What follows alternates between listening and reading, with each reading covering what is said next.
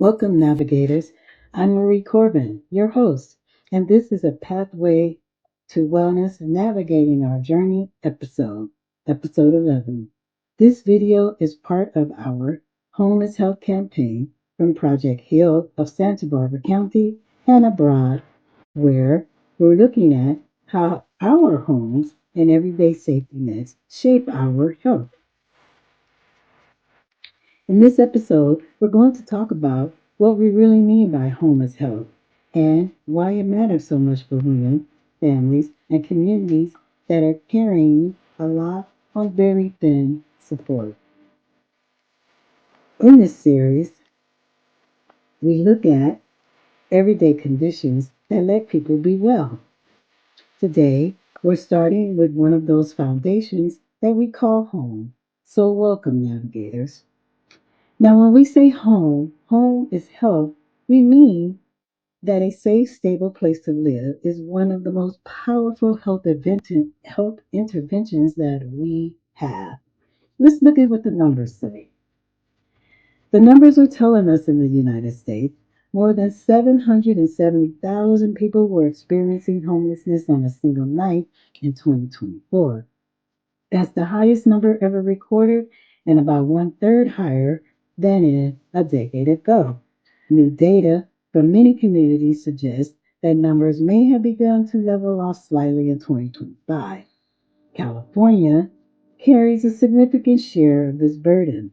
Our state has roughly a quarter of all people experiencing homelessness in the U.S., even as some regions are starting to make some modest progress.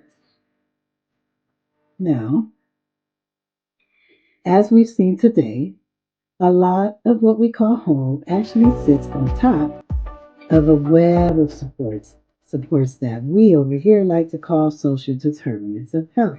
They include financial pictures, income, housing, childcare, transportation, food, and the people who show up for us when things are going wrong.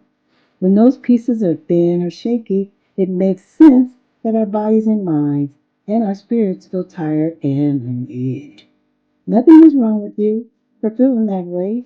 A lot of us has been feeling that way because a lot has been wrong around you. Now, in the next part of this Home is Health campaign, I want to slow things down and make this very practical. Instead of just talking about safety nets in general, we're going to map your personal safety net, what's holding you up right now, and where you've been holding too much on your own. So, in our next segment, grab a piece of paper or your notes app if you can, and we'll walk step by step through a simple way to see your supports and your gaps more clearly without judgment and without trying to fix everything at once.